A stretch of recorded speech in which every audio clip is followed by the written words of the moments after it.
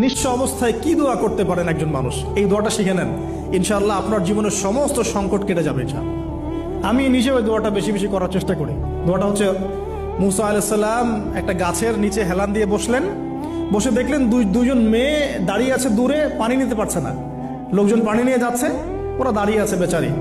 মুসা আলাইহিস সালাম গিয়ে বললেন, কি সমস্যা আপনাদের? এটা নিয়ে আপনারা আবার মেয়েদের সাথে কথা বলার চেষ্টা করেন, ঠিক আছে? তো মাহারাম গায়রা মাহারাম মেনে চলে। তারা বললো যে আমাদের বাবা অনেক বৃদ্ধ মানুষ, আমরা পানি নিতে পারি না যতক্ষণ না আমাদের কম পানি নিয়ে চলে যায়। মুসা আলাইহিস সালাম তো একটু বললাম না, ফিজিক্যালি খুব স্ট্রং ছিলেন, থাকে না বডি বিল্ডার, সামনে গিয়ে কথা বলে সরব পানি নিতে দাও, তখন মানুষ একটু মূল্যায়ন করে না। তো মুসা আলাইহিস সালাম এভাবে পানি নিয়ে দিলেন এবং বাছুরদেরকে পানি পান করালেন, করিয়ে গাছের নিচে এসে বসে আছেন।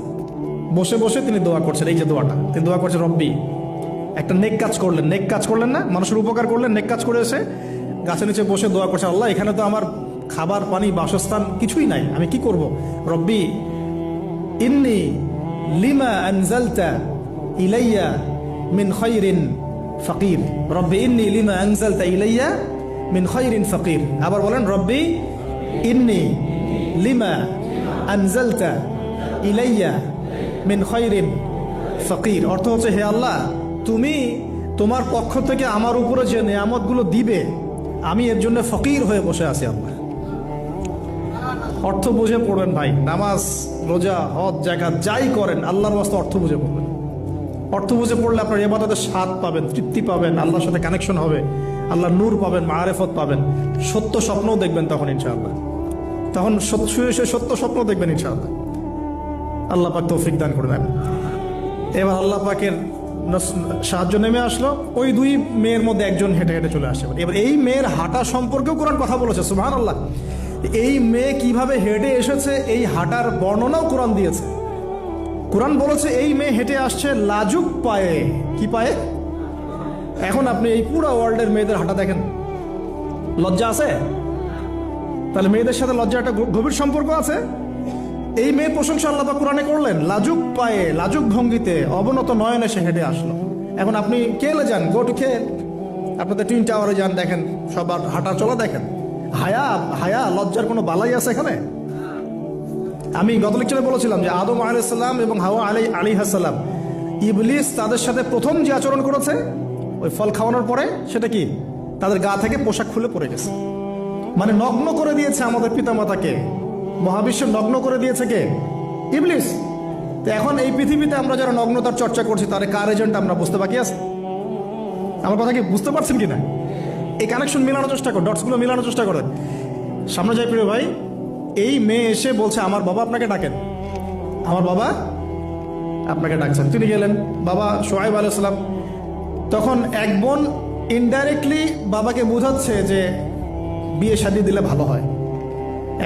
এক বোন বলছে যে আপনি তো তাকে পুরস্কৃত করতে চাচ্ছেন, তাহলে এরকম কওয়িউন আমিন একজন মানুষকে সবচেয়ে ভালোভাবে পুরস্কৃত করা যায় তার যথাযোগ্য প্রতিদান দেওয়ার মধ্য দিয়ে। তো মেয়ের ইশারা বাবা বুঝেছেন, তিনি নিজের এক মেয়ের সাথে মুসা আলাইহিস সালাম বিয়ে দিলেন, সুবহানাল্লাহ। তবে শর্ত দিলেন, দেন মোহর কি? মোহর তো নাই। মোহর কি এবার? মোহর হচ্ছে 8 বছর তোমাকে আমার ফার্মে কাজ করতে হবে। এটা আগেকার একটা স্টাইল ছিল, সুন্নাহ।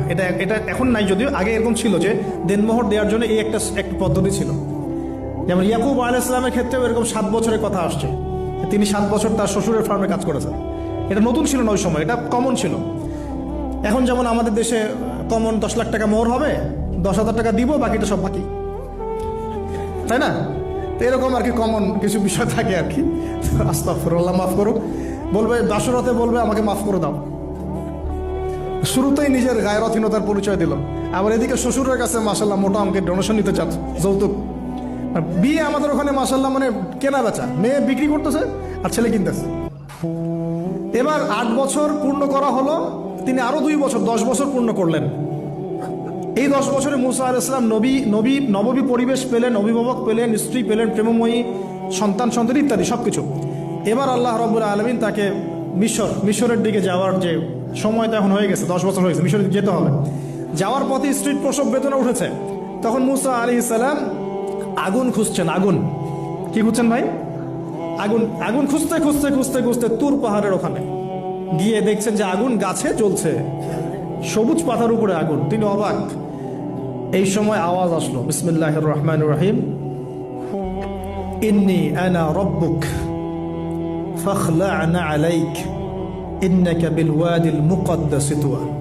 মুসা, ইন্নানি আনা আল্লাহ লা ইলাহা ইল্লা আনা ফা'বুদনি ওয়া আকিমিস সালাতা লিযিকরি। মানে এখানে অনেকগুলো কথা আছে, সূরা তাহার মধ্যে আছে।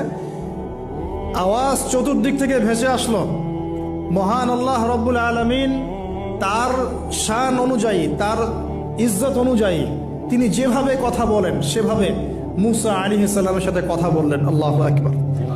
বললেন, ইয়া মুসা, হে মুসা, ইন্নানি আনা আল্লাহ, নিশ্চয়ই আমি আল্লাহ, লা ইলাহা ইল্লা আনা, আমি ছাড়া কোনো ইলাহ নাই, ফা'বুদনি, তুমি আমার ইবাদত করো, ওয়া আকিমিস সালাতা লিযিকরি, আমার ইবাদতের জন্য সালাত কায়েম করো, আমার জিকিরের জন্য সালাত কায়েম করো, আমার স্মরণের জন্য সালাত কায়েম করো।